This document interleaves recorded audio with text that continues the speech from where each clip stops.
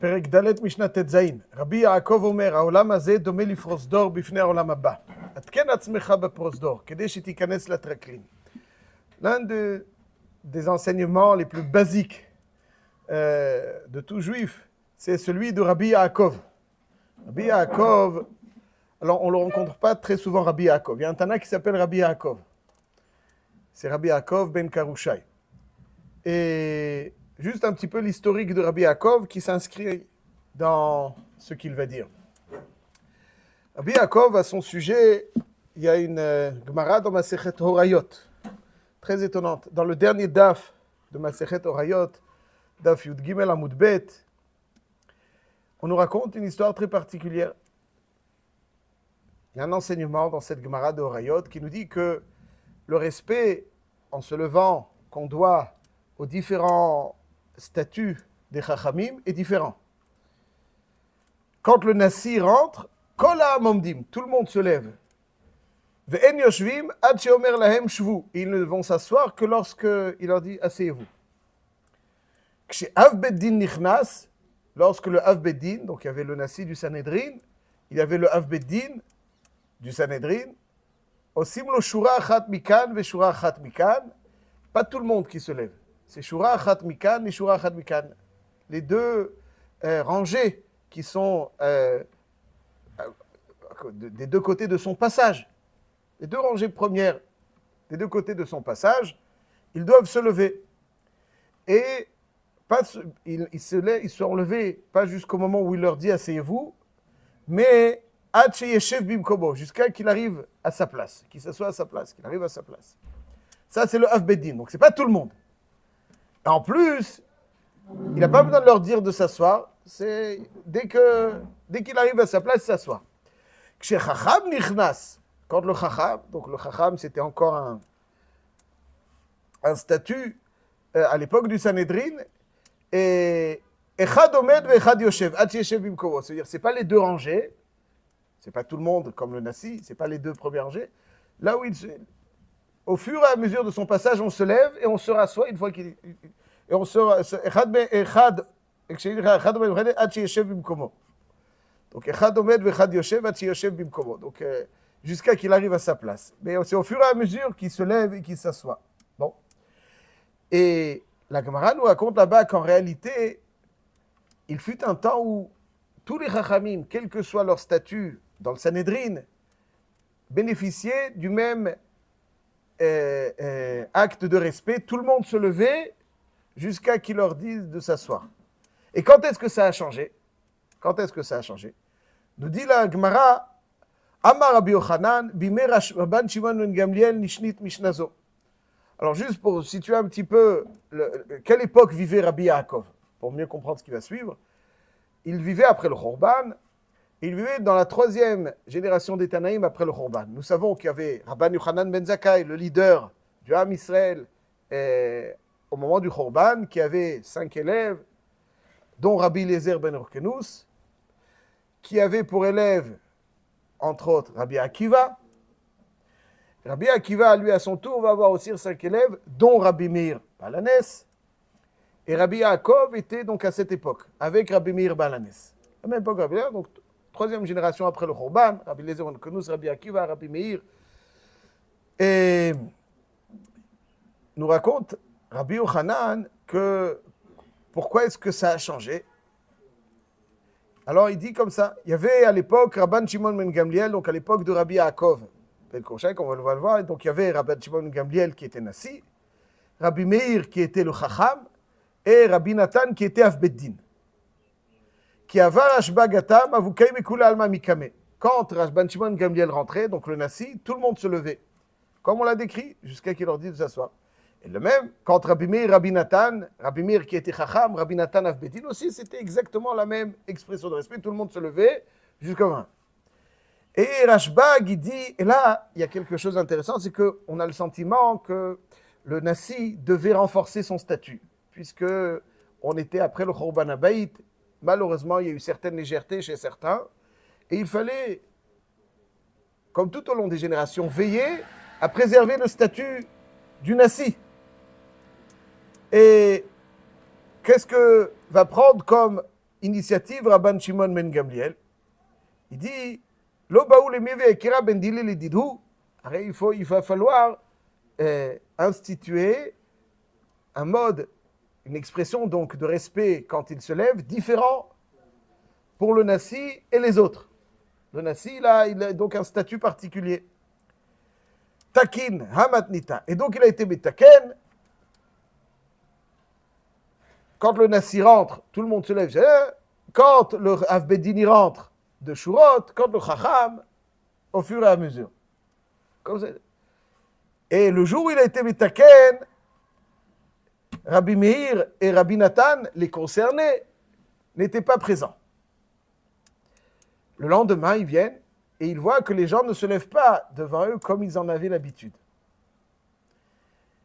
Et puis, lui, Rabban Shimon Gamliel cherchait à conforter le statut du Nassi, mais eux, Rabbi Meir et Rabbi Nathan, se sont souciés du statut d'un Talmid Chacham.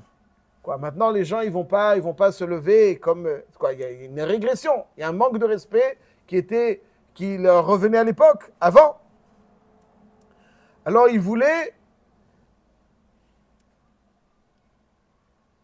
ils ont considéré que Rabban Shimon Gamliel n'a pas suffisamment considéré le respect qui leur revenait, et ils voulaient donc faire en sorte que Rabban Shimon Gamliel ne soit plus Nassi. Comment est-ce qu'ils vont faire?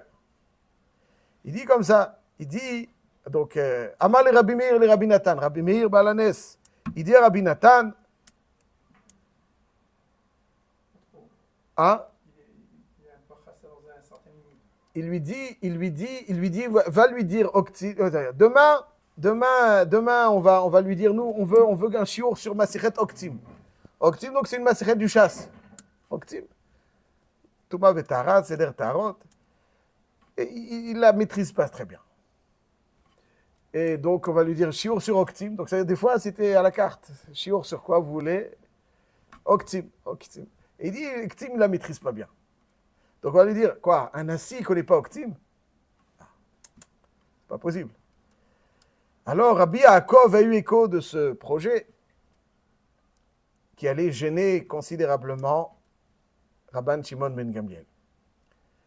Il dit, Shamaïnu Rabbi Yaakov ben Karashi. Amar Dilma Chas Veshalom Atia Bilta Lide Kisoufa.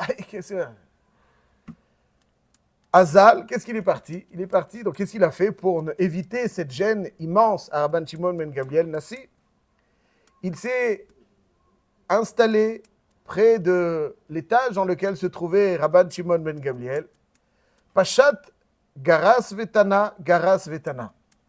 Et donc il a lu Masichet Oktin en l'expliquant merveilleusement bien. Garas Vetana. Et tout d'un coup, Rabban Shimon ben Gamliel, il dit, mais c'est quoi, qu'est-ce qui se passe là? Tout d'un coup, il vient lire à côté de chez moi Masichet Oktin en l'expliquant bien. Il dit, Kanire, il y a quelque chose. Donc il a compris il lui indiquait de façon très élégante qu'il doit revoir Masichet Oktin, il doit se préparer à Masichet Oktin. Azal Yativ, Yahav Da'ate Vegarsa. Et il a étudié Masichet Oktin, donc avant d'arriver au Beth Midrash. Les Machar, et donc effectivement, Rabban Shimon Gamliel arrive. S'il vous plaît, Shiur sur Oktim. Ils étaient, a priori, il va dire, désolé Oktim. Mais il a fait un beau Shiur sur Oktim. Patar Ve'amar. Oh, et là, finalement, il se rend compte qu'il y avait quelque chose qui s'était tramé, et puis il va se passer ce qui va se passer. Je raccourcis un petit peu. Dorénavant, Rabbi Meir, quand il sera des fois dans la Mishnah évoqué, on va employer le mot Acherim, et Rabbi Nathan, Yeshomrim. En tout cas, Rabbi Yaakov, c'est celui qui s'est soucié de la dignité, du kavod, du Nassi. Ce qui n'est pas marqué dans la Gemara, c'est que Rabbi Meir, quand il a vu un jour, il a dit quoi? Lui, il est encore là, et ça, c'est pas... Kitsour, l'opachut. Kitser Amaïsé, donc ça, Rabbi Yaakov, c'était celui qui se souciait de l'époque de Rabbi Meir. Alors, c'est une bonne question, je ne suis pas en mesure de répondre à ça, je ne sais pas. Et ce qu'on peut dire, c'est qu'il y avait un gros souci du respect des Talmidei Chachamim. Donc chacun avait peut-être une vision, comment leur souci, c'était pas leur personne, ça c'est pas shoot, même pas besoin de le préciser. Leur souci, c'était renforcer le statut des Talmidei Chachamim. Il y a toujours, tout au long des générations, des petits qui cherchent à les affaiblir, ça les arrange. Et donc, Rabban Shimon Gamliel cherchait à affirmer ce statut du Nassi, et Rabbi Meir, lui, a considéré qu'en renforçant le statut du Nassi, il a malheureusement un petit peu négligé le statut du Talmid Chacham. Et donc, il y avait une différente vision, et voilà ce qui s'est passé tel qu'on l'a décrit. Ceci étant dit, Rabbi Yaakov, qui était donc ce Tana merveilleux, on le voit très souvent faire prendre conscience, donc mettre en relief l'importance du Sachar dans le Olam Haba. Rabbi Yaakov, toujours est là en train de dire, l'homme, il a l'impression qu'il est Baolam Hazé, il a l'impression d'être quelqu'un bien établi, bien fixé, et il oublie qu'il est très temporairement ici dans l'Olam Hazé. Chaque jour, on se rapproche de la mort. Et l'homme vit sa vie comme si, ça y est, il n'y a pas de... Rabbi Yaakov, il dit, dans Masechet Kiddushin, Daf Lamed Tet, En lecha kol mitzvah ou mitzvah shektuva batorah, shematan schar betzida, shen triyat ametin tluya ba. Il dit que toutes les récompenses, les récompenses des mitzvot, c'est pas dans l'Olam Hazé. Dans l'Olam Hazé, comme le dit le Rambam, il n'y a que la récompense, c'est offrir à l'homme de conviction qui est bien imprégné de Torah et de mitzvot, le contexte favorable pour qu'il puisse continuer. Mais ce n'est pas le Sachar. Le Sachar, le Sachar, il dit que quand, dit Rabbi Yaakov, quand on nous dit dans la Torah, Leman yarichun yamecha, dans Kibud Avem, Kabed et avicha et imecha, Leman yarichun yamecha, ala ulman itavlach, il dit que c'est Baolam Haba. C'est pas Baolam Hazé. Yarichun yamecha, Baolam Haba. Yarichun yamecha, Baolam Haba. Tu as zoché Olam Haba. לעולם שכולו טוב, רחמן וינחילנו ליום שכולו שבת ומנוחה לחיי עולמים. הרחמן וינחילנו ליום שכולו טוב. On le dit dans Birkat Hamazon. Ouais, c'est כולו טוב, שבת ומנוחה לחיי עולמים. שבת ומנוחה לחיי עולמים. Il dit donc, יאריכון ימיך. יאריכון ימיך, c'est בעולם הבא. dans שילוח הקן aussi, il y a marqué, למען יתבלח וערכת ימים. בעולם הבא. וערכת ימים בעולם הזה, בעולם הבא. Comme ça, il dit Rabbi Yaakov. Il dit, imaginons, décrit donc Rabbi Yaakov. Donc, deux mitzvot au sujet desquels il est marqué Arichut Yamim, Kibud Avem et Shiluach Haken. Dit Rabbi Yaakov, imaginons que quelqu'un, son père lui demande d'aller faire Shiluach Haken. Et il meurt donc en descendant. C'est ça? Acher, tout à fait. Chazak, l'agma, on parle ici. Et c'est ça. Et la maille, Arichut Yamim, c'est l'olam shikulo tov. C'est comme ça, il explique. L'olam shikulo tov, l'olam shikulo aruch. Il dit la Gemara que Rabbi Yaakov, il a vu un maasé. Et donc il dit, c'est ça le pshat. Le pshat, l'olam shikulo tov. Donc Rabbi Yaakov met beaucoup en relief le sachar du olam haba. L'objectif, c'est pas olam hazé. L'homme, il vit, on peut considérer comme ça. Il y en a qui disent comme ça, qui peuvent considérer à tort comme ça. Akadosh Baruch Hu, il a créé le monde pour olam hazé. Celui qui était sympa, il reçoit une petite récompense. Grande ou petite, peu importe, il reçoit la récompense après. Mais l'objectif, c'est Olam Hazé. L'objectif, c'est pas Olam Hazé. L'objectif, c'est Olam Haba. Et Olam Haba, je ne parle pas du Olam HaNeshamot. Ouais.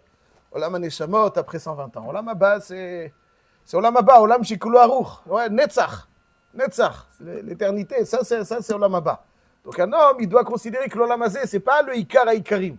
Chav, il est là. Ouais, comme tout le monde connaît l'histoire avec le Chafetz Chaim. Ouais. Que celui qui rentre chez un juif américain fortuné qui avait un gros château, hein, il rentre chez le Chafetz Chaim, il lui dit, il voit quelques chaises, chez Rav Steinman aussi, il aurait pu rentrer à la même chose, ouais, que j'ai une table. À l'identique. C'était un aise que la table tenait debout chez Rav Steinman. Comment elle tenait la table? Elle tenait la table. Le tabouret d'il y a 70 ans. Il dit, mais attends, ils sont où vos meubles? Il lui dit, les tiens, ils sont où? Rav Chafetz Chaim, il lui dit, le tien, ils sont... moi, j'habite pas là, moi, je suis de passage ici. Alors, il lui dit, moi aussi, je suis de passage ici. Un tzaddik, plus quelqu'un, il sent qu'il est de passage ici et qu'il faut prendre des provisions. Quelqu'un qui... c'est comme l'histoire de la cigale et la fourmi, quoi. Il croit que quoi? que ça n'arrivera pas. Tu crois que ça n'arrivera pas, hein? Tu es dans l'illusion parfaite. Bon, Al-Kol Panim, ça arrivera. Ça arrivera. Ah, si ça arrive, Kadosh Baruch Hu yarich yamenu batov ushnotenu banaimim leorech yamim ba'olam hazeh gam, pour faire beaucoup de bonnes choses et de belles choses. Aval Al-Kol Panim, ça arrive quoi? De quoi tu es chargé? De quoi tu es chargé? C'est ça qui dit Rabbi Yaakov. Haolam hazeh domeh lifros dor bifnei haolam haba. Atken atzmecha bipros dor. C'est pas que Hachem il a créé le monde ici, après il te donnera Sacha. Non, il a créé le monde présent qu'en tant que moyen pour arriver au monde futur. Ouais, c'est une antichambre pour arriver au monde futur. C'est un matzav. C'est pas comme quelqu'un, il dit à son fils, bon, t'as une bonne note, allez, je te donne une petite récompense. L'objectif, c'est la note. La récompense, c'est pour stimuler non, c'est pour stimuler la bonne note. L'objectif, c'est pas comme ça. Olam hazeh, c'est juste un olam de préparation. C'est un olam de préparation. C'est un olam de préparation, olam hazeh. C'est ça qu'il dit Rabbi Yaakov. Le Sachar, comme il dit le Betzilat Yesharim tout au début, l'objectif, c'est le Sachar immense, que même pas on peut décrire la finesse de ce Sachar. C'est olam haba. Olam hazeh, c'est un olam. On souhaite qu'il soit le plus agréable possible pour faire les plus belles choses. Al-Kol Panim, c'est juste un passage. Le Tiferet Israël, il dit que donc a priori le pshat, il est prépare-toi dans l'antichambre, dans le couloir, pour que tu puisses entrer. C'est là, tu es dans... Quelqu'un il dit c'est le couloir, c'est là où il faut s'installer, c'est pas là où on s'installe dans le traklin. Il dit c'est que tu es suffisamment, tu seras prêt lorsque tu rentres. C'est-à-dire, il dit, c'est comme dans une salle d'attente avant d'entrer chez le président. Quoi, alors tu dis, à chaque instant tu es prêt. Tu peux être appelé à chaque instant. C'est pas que tu te dis, à chaque instant tu es prêt. C'est pas quand il t'appelle, tu dis, bon alors je vais arranger ma cravate. Hé, la cravate elle est où? Tu es prêt. La même chose, il dit qu'à chaque instant il faut être prêt. C'est-à-dire que de telle façon, pas afin que, de telle façon à ce que tu aies le temps, qu'il y ait suffisamment de temps, que tu connaisses les traklines. Ça c'est donc l'enseignement de Rabbi Yaakov qui met toujours en relief la chashivut de vivre dans le chacham et le roi est un olad. Quelle différence entre un enfant et un homme mature? Un enfant, il vit le présent. Il n'arrive pas à se projeter.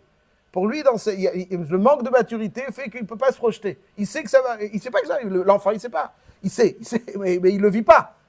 Tu lui dis, il veut la glace juste avant de dormir. Tu lui dis, demain. C'est comme si tu lui avais dit jamais, parce que pour lui, demain, c'est quand demain? Lui, il vit le présent. Ça, c'est l'enfant. Il y a des adultes qui ont encore l'esprit d'un enfant, aujourd'hui. Mais aujourd'hui, tu ne sais pas que les choses avancent, tu ne penses pas qu'il faut faire des provisions. Mishetarach be'erev Shabbat, tu chal be'Shabbat. Quoi, Erev Shabbat, tu prépares, n'est-ce pas? Pourquoi tu sais que Shabbat, il arrive? Alors là, c'est un peu plus long, mais ça va aussi, le Shabbat aussi va arriver. Mishetarach be'erev Shabbat, tu chal be'Shabbat. Quelqu'un, il va à la plage, Erev Shabbat, il rentre Shabbat, ça se prépare, Shabbat. Ça se prépare, et pas dans les 5 dernières minutes.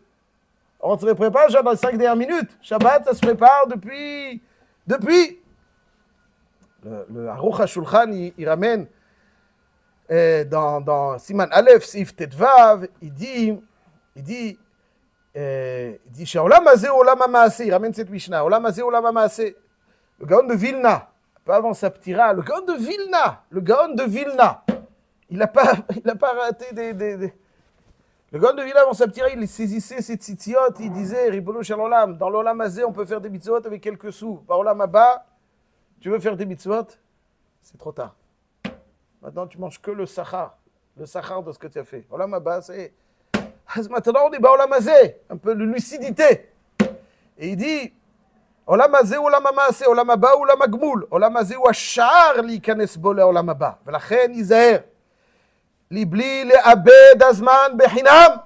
Fais attention, ne perds pas ton temps. Ki hazman hu yakar mikol hanimtzaot. Le temps, c'est ce qu'il y a de plus précieux. Hayom she'avar lo yachzor od. Un jour passé, il ne reviendra plus jamais. Vedayo, il dit, le Aruch HaShulchan, il est suffisant. She'echechiyut notel chelek gadlol me'azman. Les contraintes, toutes les contraintes, quelqu'un a des contraintes. Il nous pique beaucoup de temps. Ça nous pique beaucoup de temps, les contraintes. Veyemei chaye adam ktsarim. Quoi, la vie, elle est longue, mais proportionnellement, elle n'est pas... Et quand un homme arrive à un certain âge, ro'eh she'akol havel. et il voit que tout ça, c'est des ch'touillottes. Il a couru après la Ferrari, après le yacht, après le truc. Et à un certain âge, à Taroé, c'est des ch'touillottes. Akol Havel, Akol Havel. Ou les Amar Shlomo. Et dit Shlomo Amelech dans Kohelet, Zechor et Borecha bimei bachrutecha. Souviens-toi de ton Créateur lorsque tu es encore jeune. Ad asher lo yavou yemei hara, veigiu shanim asher tomar et behem chevetz. Avant que les vieux jours arrivent, des jours durant lesquels tu diras Eni behem chevetz. Eni behem chevetz, c'est-à-dire qu'ils sont. Mais il dit, pardon? Alors, Eni behem chevetz, voilà, que tu diras sur le Gashmi, Eni behem chevetz. Mais là, déjà, tu seras avancé en âge. Alors, il faut Zechor et Borecha bimei bachrutecha. C'est-à-dire, Bémet, c'est du Hevel. Rakma, tu vis dans le Dimion. Alors, sois le plus lucide possible, le plus tôt possible. C'est ça que nous dit Dogon Shrat. Ça, c'est l'enseignement de Rabbi Yaakov. C'est l'enseignement de base. Tout juif, un juif, c'est quelqu'un de lucide. Un chacham, c'est lui qui roet tanolad. Il vit le futur avec beaucoup d'intensité, et comme s'il est au présent. Je termine juste avec une petite enseignement avec votre permission. Et les mitzvot même qu'on doit faire, alors c'est vrai qu'il y a un sachar dans la même, les mitzvot, il faut les faire avec les shem mitzvah pour Akadosh Baruch Hu. C'est comme ça qu'on ma'atzim le sachar. Plus un acte est imprégné de mitzvah, plus on génère une énergie spirituelle qui donc sera le sachar. Sachar mitzvah, ce qui génère le sachar de la mitzvah, c'est la mitzvah. Marqué dans Noach, Vaikar Shem Vayefet et Asibla, lorsque Noach était découvert, alors Vaikar Shem Vayefet et Asibla, Shem Vayefet ont pris, et Chazal s'interroge sur le singulier, Vaikar, on aurait dû dire Vaikru Shem Vayefet, c'est-à-dire quoi Vaikar? Rashi dit, En Ktiv Kan Vaikru, la Vaikar. Limed Hashem shenit ametz bamitzvah yoter. Shem, ça fait plus d'efforts. C'est pour ça que c'est au singulier. Mais Yefet, c'est pour ça que ses enfants, en récompense, ont eu le talit. Et Yefet a eu zoché le kvura. Il dit le natif dans un mec d'Avar, en quoi il était mit ametz. Il dit que Vaikach, le pshat, est que lui, il a fait les shem mitzvah. Ça veut dire que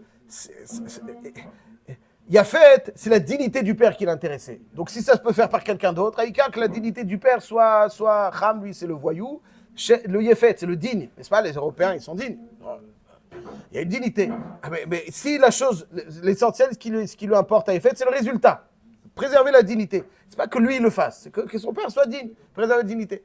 Aval, Shem, ce qui l'a intéressé, c'est pas simplement la dignité du père, c'est la mitzvah. Donc ça veut dire, lui, il ne pouvait pas le faire tout seul, donc il a sollicité Yefet. Mais s'il pouvait le faire seul, il l'aurait fait tout seul. Alors qu'Yefet, si ça pouvait se faire par quelqu'un d'autre, il ne l'aurait pas fait. Ça, c'est Vaikar. Et quand lui, il a préservé, donc il a fait les Shem mitzvah, le sachar de la mitzvah du talit, man tizkeru va asitem et kol mitzvotai. Il a fait les Shem mitzvah. Aval Yefet, lui, c'est la dignité. Dignité, alors, sa dignité sera préservée avec le sachar qui est décrit dans Rashi.